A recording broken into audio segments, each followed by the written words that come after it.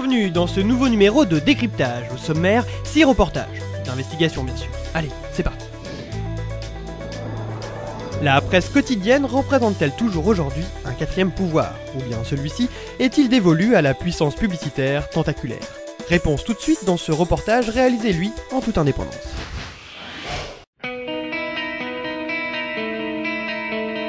Depuis la loi du 29 juillet 1881 sur la liberté de la presse, les rédactions des journaux sont autorisées à écrire et imprimer librement dans les limites déterminées par la loi.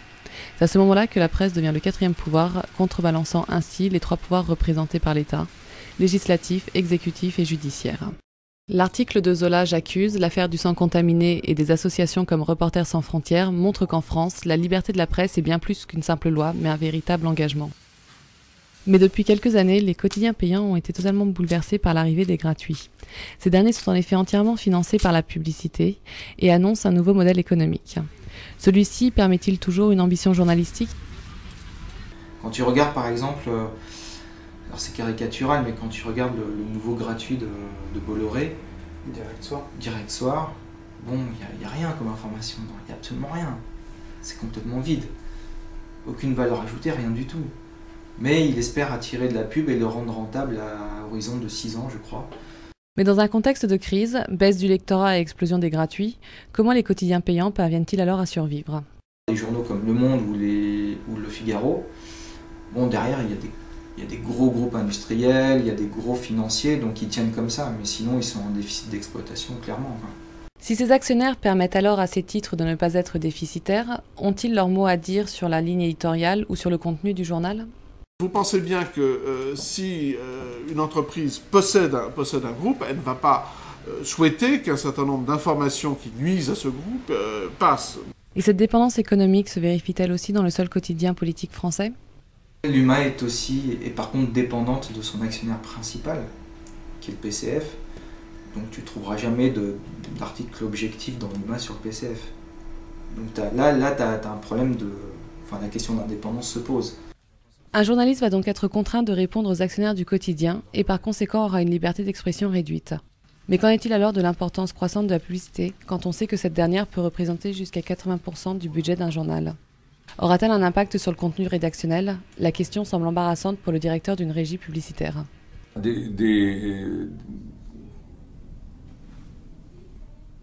Bon, si vous voulez, si vous prenez, je ne vais peut-être pas citer des noms d'entreprises parce que c'est extrêmement délicat, si vous prenez les entreprises du secteur énergétique et notamment du pétrole, un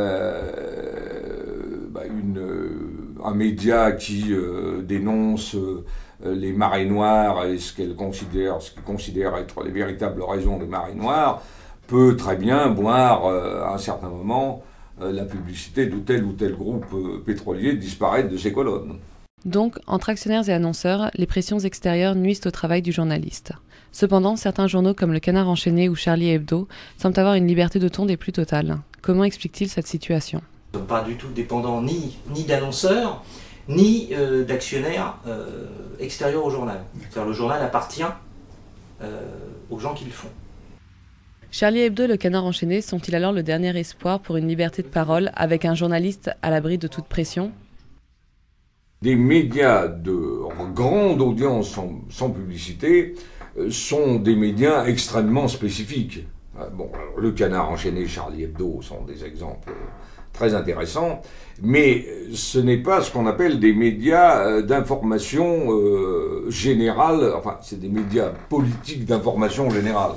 C'est quand même, nous sommes dans la satire, nous sommes, je dirais même, dans une conception de médias qui exclut a priori la publicité. C'est-à-dire, bon. En tant que lecteur, notre choix est alors limité. D'un côté, nous avons une presse d'information généraliste, subissant de fortes pressions extérieures quant au contenu même du journal. De l'autre, une presse d'opinion se positionnant par son point de vue satirique. Il s'agit alors juste d'en être conscient.